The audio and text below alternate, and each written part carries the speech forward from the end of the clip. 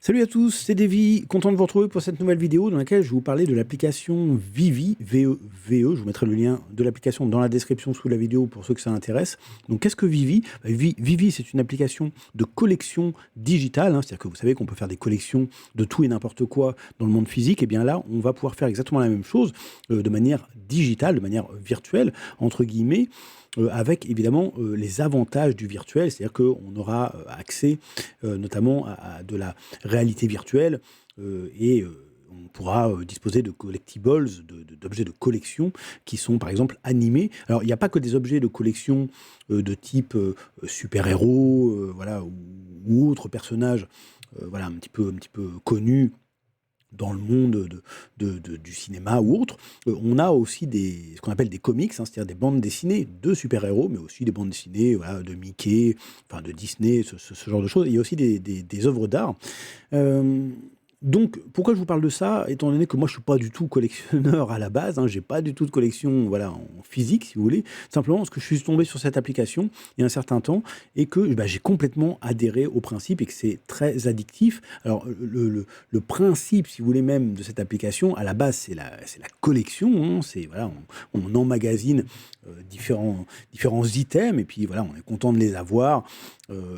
Potentiellement, ça peut prendre de la valeur dans le temps, mais on est censé les garder, comme les collections physiques. Mais bon, ici, je dirais qu'entre guillemets, 80-90% des gens qui sont sur cette application sont là pour faire du profit. Hein, c'est-à-dire qu'ils achètent des objets, et puis soit ils les revendent assez rapidement pour faire un petit profit, soit eh bien, ils espèrent que ces objets, ces items vont prendre de la valeur voilà, avec le temps. Hein. Donc on va faire un petit tour de cette application qui est assez jeune. Je crois que ça existe depuis 2020, donc ça doit faire 3 ans ou à peine 3 ans. Hein. Donc voilà, on va se rendre ici dans Vivi. Je vous mettrai le lien dans la description sous la vidéo si vous souhaitez voilà, installer ça sur votre mobile ou si vous souhaitez voilà, y accéder sur votre ordinateur. Donc voilà comment ça se présente. Vous voyez qu'il y a différentes sections, donc collectibles, donc ça ce sont les figurines, ce genre de choses. Ici on a les comics, les bandes dessinées. Ici les artworks, c'est-à-dire que ce sont des œuvres d'art exclusives, bon, principalement des couvertures de magazines voilà, qui ont bien fonctionné dans le monde physique. Et qui sont vendus voilà, ici à une seule et même personne. Il faut savoir que voilà, tout ce qui est collectibles et comics, par contre, il y a des quantités limitées, mais voilà, il peut y en avoir 500 comme il peut y en avoir 30 000. Hein. Ça dépend des objets. On a une section drop ici qui annonce bah, voilà, ce qui va tomber voilà, prochainement, hein, puisque très régulièrement, l'équipe de Vivi, bah, voilà, chaque semaine hein, même, nous sort des nouveautés. C'est ça qui est assez chouette, c'est que c'est très vivant et il y en a un petit peu pour tous les goûts. On a aussi une section brands. Ici, tiens, je vais vous montrer. Section brands en anglais, c'est marque. Histoire de vous montrer un petit peu bah, les partenariats qu'ils ont engrangés depuis 3 ans. C'est assez énorme. Vous voyez qu'il y a du Marvel. Bon, il y a des choses que moi je connais moins. Adventure Time, mais bon, peut-être que vous connaissez. Ultraman, c'est une franchise japonaise, mais très très connue au Japon. Lamborghini, je pense que ça doit parler à certains d'entre vous. Vous voyez qu'il y a des franchises de films, hein, Back to the Future. On a du Batman. DC, Battlestar Galactica, peut-être un petit peu moins connu pour nous autres Français, mais bon, voilà, il y a des fans de ça.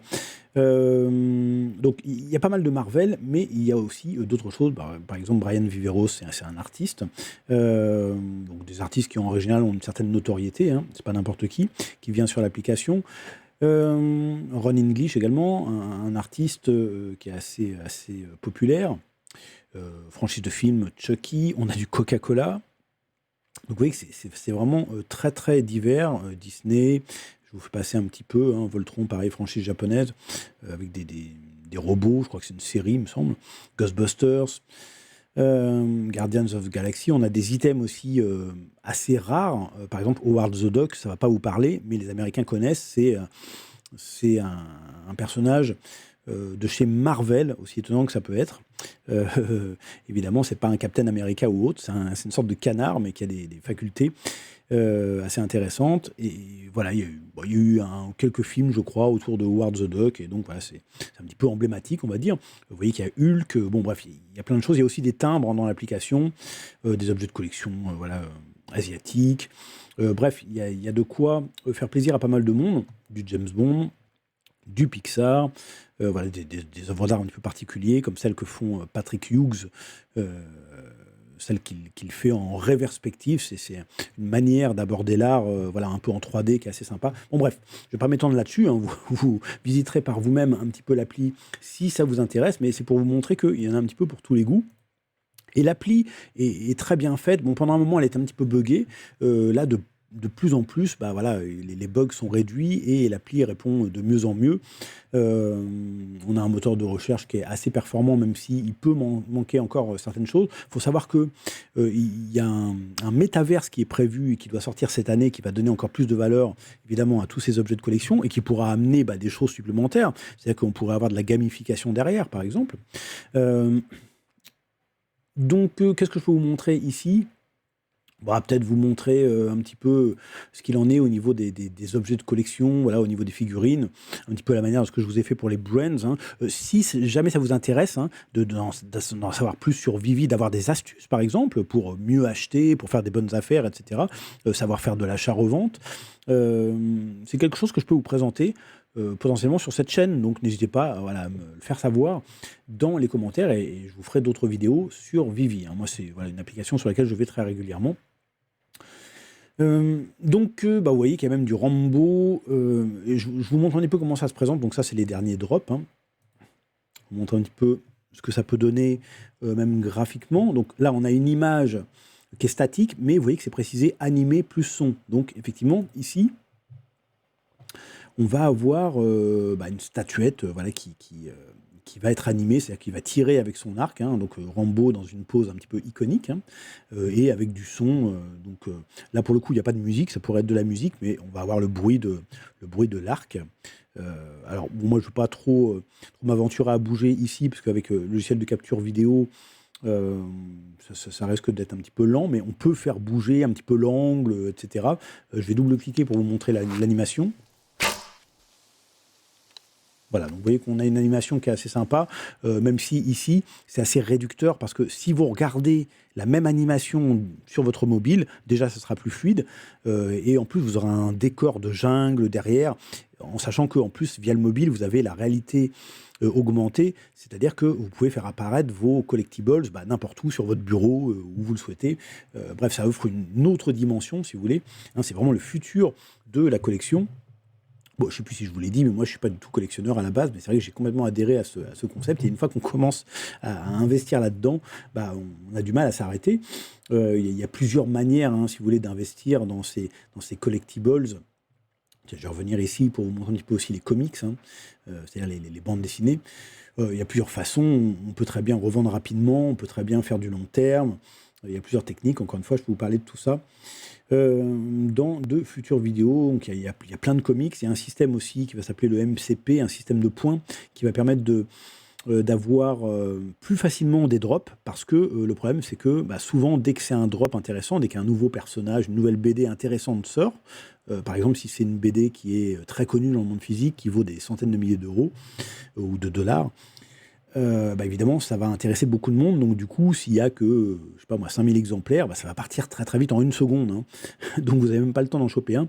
Donc, ils vont mettre en place un système qui va récompenser bah, les gens qui achètent régulièrement sur la plateforme et qui également gardent voilà, certains collectibles dans leur catalogue. Et ces gens-là vont être récompensés. Donc, bon, c'est une bonne partie des gens, évidemment, qui sont sur la plateforme. Et ils auront la possibilité, grâce à un système de points, bah, d'accéder plus facilement aux drops et donc d'avoir plus facilement des objets issus des drops. Ce qu'il faut comprendre, tiens, je vais vous montrer ce dernier drop là de Finding Nemo, hein, donc voilà la franchise Nemo. Vous voyez qu'ici, ce ne sont pas à proprement parler, des figurines, des statuettes. On a plutôt ici des sortes de posters. En fait, c'est des représentations de pastels qui ont été réalisés par l'auteur original qui est décédé d'ailleurs il y a quelques mois, ce qui fait que ces posters-là, ces espèces de tableaux, prennent un petit peu plus de valeur que d'autres, un petit peu dans le même genre, hein. Ils appellent ça des concept art qui sont sortis précédemment. Par exemple, on a eu le concept art de Cars, qui a un petit peu moins de valeur que cela, parce que l'auteur, bah, simplement, le dessinateur n'est pas décédé, lui. Hein, donc, vous voyez qu'il y a des choses qui sont assez logiques, qui se passent, évidemment, sur la plateforme en termes de prix. Ce que je voulais vous montrer ici, principalement, c'est qu'on a différents types de rareté. C'est-à-dire que là, ici, on a un commun, ici, on a un peu commun, ici, un ultra rare, un autre ultra rare, ici, on a un secret rare. Bon, il peut y avoir d'autres types de rareté également. À quoi ça sert, ça? Ça veut dire que, évidemment, logiquement, plus on monte en gamme, voilà, en termes de rareté, c'est-à-dire que, par exemple, si on va vers le secret rare a de plus fortes chances de valoir plus cher que le commun. Cela dit, il peut y avoir aussi des exceptions pour une raison ou pour une autre, parce que graphiquement, peut-être que le commun ou le peu commun vont être beaucoup plus jolis ou vont avoir une histoire. Voilà, il va y avoir quelque chose dans le dessin qui va faire que, du coup, ça va prendre peut-être un peu plus de valeur que d'autres qui, à la base, devraient valoir plus, hein, voilà, comme des secrets rares, par exemple. Bon, bref. Voilà, donc il y a différents types de rareté, ce qui permet d'établir une sorte de hiérarchie. Et au travers de ça, oui, je voulais vous expliquer un petit peu le système des drops, en fait, c'est pour ça que je vous montre ça. C'est que quand il y a un drop, il va y avoir un prix qui va être fixé. Bon, là, en l'occurrence, vous voyez que c'est 30, alors c'est $30, et c'est même 30 games, puisque la monnaie utilisée sur Vivi, ce sont ce qu'on appelle des games. Un game égale $1. Vous inquiétez pas si vous n'êtes pas du tout dans la crypto, c'est lié à la crypto également, hein. Mais si vous n'êtes pas du tout dedans, vous pouvez tout à fait régler en carte bleue, et voilà, ça revient au même que d'envoyer des cryptos directement sur le site. Donc tout le monde peut y accéder. Donc voilà, il peut y avoir un prix comme ça de 30, 50, 60, voire même beaucoup plus, hein, ça dépend des items, de la marque, etc. Popularité. Et donc, quand vous allez acheter comme ça lors d'un drop, si vous avez la chance d'avoir une unité, hein, dans toute section proposée, vous ne savez pas à l'avance laquelle vous allez avoir. C'est-à-dire que vous pouvez très bien tomber sur une commune comme vous pouvez tomber sur une secrète rare, hein. Et comme je vous l'ai expliqué, la plupart du temps, 95% du temps, la secrète rare notamment, c'est la pièce la plus chère. Donc si vous avez la chance pour 30 games de tomber sur un secrète rare, vous pouvez faire un bénéfice, voilà, soit immédiat, hein, c'est-à-dire que ça peut faire du x3, x4, x10, x20, ça dépend des items, encore une fois. Mais on peut imaginer, par exemple, qu'on fasse du x10 sur ce secret rare, c'est-à-dire que le prix monte à 300 gemmes, par exemple, que vous revendez, et voilà, vous avez gagné 270 gemmes, hein, $270. Bien sûr, ça peut prendre beaucoup plus de valeur dans le temps, c'est-à-dire que ça peut valoir 10, 20, 30 fois, on ne sait pas exactement, même si on a une petite idée, puisque on a déjà eu affaire à une montée de prix. Là, les prix sont redescendus, puisque comme c'est lié à la crypto, et que la crypto, au moment où je fais cette vidéo, a baissé, forcément, les prix ne sont pas au max, si vous voulez. Mais lorsque les prix étaient au max, on avait quelque chose qui était de l'ordre de 15, 20 fois à peu près supérieur au prix d'achat de base, hein. Un exemple, tiens, d'ailleurs, que je vais vous montrer vis-à-vis de ça, pour que vous compreniez. C'est par exemple le Todd. Le Todd, c'est un Batman, hein, c'est une figurine de Batman en noir et blanc. Vous voyez qu'il y a aussi une version couleur, mais qui est plus récente, qui est un petit peu moins intéressante parce que justement, elle est plus moderne. Et que, en fait, ce qui intéresse les gens dans cette version noir et blanc, c'est le fait que c'est le premier item qui soit sorti sur l'application Vivi. Donc, c'est en cela qu'est sa valeur. Même s'il est joli graphiquement, c'est surtout le fait que c'est le premier item qui est sorti sur Vivi. Donc ça, c'est potentiellement quelque chose qui peut prendre pas mal de valeur dans le temps. Plus vous allez le garder, plus ça va prendre de la valeur, si vous voulez. Mais on sait qu'il est déjà monté à certains prix. Alors là, je n'ai pas les prix devant moi. C'est pareil, il y a des applications qui existent, hein, pour trier tous ces collectibles, savoir ceux qui montent dans la semaine en termes de prix, ceux qui descendent, avoir tout un tas de caractéristiques qui peuvent être utiles pour réaliser vos investissements, puisque c'est de ça dont on parle. Donc voilà, si vous êtes intéressé pour savoir ce qu'il en est au niveau de ces applications, hein, autour de Vivi, c'est pareil, je peux vous parler un petit peu de l'écosystème Vivi dans d'autres vidéos. Bon bref, je ne vais pas trop m'étendre ici, mais par exemple cette pièce-là, je pense que c'est quelque chose qui a dû monter aux alentours peut-être des 10, 15 000 euros, 20 000 euros, quelque chose comme ça. 20 000 $ plutôt, lors du dernier bull run. Le bull run, c'est quand les cryptos sont vraiment au taquet, vraiment montent très très fort. Donc c'est pour vous dire un petit peu le potentiel, sachant, si vous voulez, que le drop, le prix que vous voyez ici, ce n'est pas le prix du drop, ce n'est pas le prix auquel a été vendue cette figurine lorsqu'elle est sortie à l'époque, hein, c'est-à-dire je crois en fin 2020, 14 octobre 2020. Lorsqu'elle est sortie, le prix était de 80 gemmes pour la figurine. Autrement dit, vous avez des gens qui ont acheté peut-être une, peut-être deux, peut-être trois de ces figurines et qui ont pu les revendre au plus haut, peut-être aux alentours des 10-15 000, et qui ont fait donc un sacré bénéfice. Voire même d'ailleurs plus, hein, parce que je vous dis 10-15 000, mais ça c'est le prix minimum en fait. Hein. Ce que vous voyez ici, c'est le prix minimum actuel. C'est-à-dire que ce qu'il faut comprendre, c'est que ces éditions que vous voyez là, il y a pas mal d'éditions, il y en a 7500. Mais imaginez, dans 10 ans, l'application explose vraiment et on a 3 millions de personnes sur l'appli, ce qui n'est pas impossible. 7500 éditions, ça deviendra vraiment quelque chose de très, très réduit, quoi. Tout le monde voudra une édition de ce collectible. Bon, bref. Donc ça, c'est le prix minimum actuel. On va cliquer ici pour voir le listing. Ce qu'il faut comprendre, c'est qu'il y a des numéros d'édition. Et plus on a un numéro d'édition qui est bas, plus ça a une valeur significative. Donc là, ici, le plus bas, c'est le 2623 sur 7005, je crois, si je me souviens bien, 7500 éditions. Donc le 2623, il est actuellement à 775 $. Okay, mais si on regarde les premières éditions, alors il faut savoir que ça ne commence pas par l'édition numéro 1, 2. En règle générale, ça commence par l'édition 41, parce que les autres éditions sont données par la team de Vivi à leurs partenaires. Pas pour faire de la revente, mais pour faire des cadeaux. Donc voilà, en règle générale, ça commence souvent à l'édition 41 en ce qui concerne les collectibles, hein, les figurines, etc. Pas forcément en ce qui concerne les comics, les bandes dessinées, parce que ça commence souvent un petit peu après la centaine. Bon, ça peut varier aussi en fonction du comics. Mais vous voyez que ici, par exemple, actuellement, le 49, lui, il vend son numéro 49 14 000. Alors, ça ne veut pas dire qu'il va le vendre, hein, mais c'est juste pour vous montrer que les prix montent. Hein. Plus on est dans des éditions qui sont basses, plus le prix est élevé. Vous voyez que si vous voulez un 166 ici, vous allez devoir le payer 2 975. Alors que si vous prenez le 2623, vous le payez quasiment 14, donc à peu près 4 fois moins. Hein.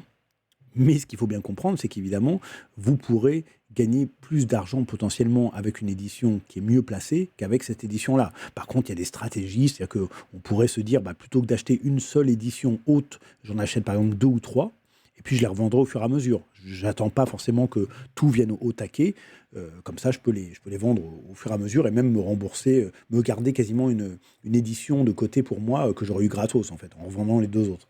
Bon bref, il y a plein de tactiques comme ça. Je pense que vous commencez à comprendre le principe. Vous voyez qu'il y a la possibilité aussi de faire des mises aux enchères. Bon là, il n'y en a pas, mais c'est quelque chose qui est possible. Une section mise aux enchères. Et c'est aussi un réseau social, VEV. Hein. Là, je peux vous le montrer ici. Il y a une section feed, mais qui ne marche pas encore. Vous voyez, au niveau de l'application web, hein, c'est en développement. Mais par contre, si vous allez sur votre mobile, c'est vrai que sur le mobile, il y a des fonctions supplémentaires. Donc, je vous invite à checker également sur mobile et vous verrez que les gens communiquent entre eux. C'est-à-dire que moi, si j'ai envie de vendre l'une de mes pièces, je peux très bien, dans le réseau social, dire je possède telle pièce, est-ce que quelqu'un serait intéressé à tel prix, par exemple, hein. Ou alors on peut simplement partager le fait que lors d'un drop, on a eu un très bon mint, hein, c'est-à-dire une très bonne édition d'un comics, d'un objet de collection, par exemple. Imaginons que je sorte, quand on a vu les Nemo tout à l'heure, que j'ai l'édition 45, par exemple, je peux la partager sur le réseau social, soit pour la vendre, en disant, voilà, j'ai le 45, si ça intéresse quelqu'un, je la vends au meilleur prix, ou alors simplement pour dire, voilà, j'ai eu le 45, je suis content, mettre une petite photo, etc. Bon, ça, c'est en plus quelque chose de très simple à faire, et c'est un petit réseau social basique, mais qui est très bien fait. Et bien sûr, le métaverse qui va venir par la suite, ce qu'ils appellent le VVverse, permettra d'aller plus loin à ce niveau-là, d'avoir des interactions qui paraîtront un petit peu plus réelles, somme toute, puisqu'on pourra même utiliser potentiellement un casque de réalité virtuelle. Bref, donc je ne vais pas trop m'étendre beaucoup plus que ça sur cette application, puisque vous pouvez vous-même aller jeter un œil. Je pense que vous avez compris le principe de base, c'est ça qui m'importe ici. En plus du fait de vous faire un petit peu découvrir cette plateforme. Bien sûr, je peux comprendre que ça n'intéressera pas tout le monde, mais si vous y voyez un intérêt, n'hésitez pas à aller jeter un petit coup d'œil, à faire le tour, et puis n'hésitez pas à me dire dans les commentaires si vous souhaitez en savoir plus, avoir des petites astuces, voir pourquoi pas même les collections que moi j'ai accumulées ces derniers temps, même si ça fait pas très longtemps que je suis sur l'appli, j'ai fait des bons coups, que ce soit en achat-revente ou même simplement en collection à garder à long terme. Donc je peux vous montrer tout ça si ça vous intéresse, n'hésitez pas à m'en faire part dans la section des commentaires. Voilà les amis, on va s'arrêter là pour la présentation de Vivi. J'espère que cette vidéo vous a plu. Je vous dis à très bientôt et d'ici là, portez-vous bien. Ciao, ciao.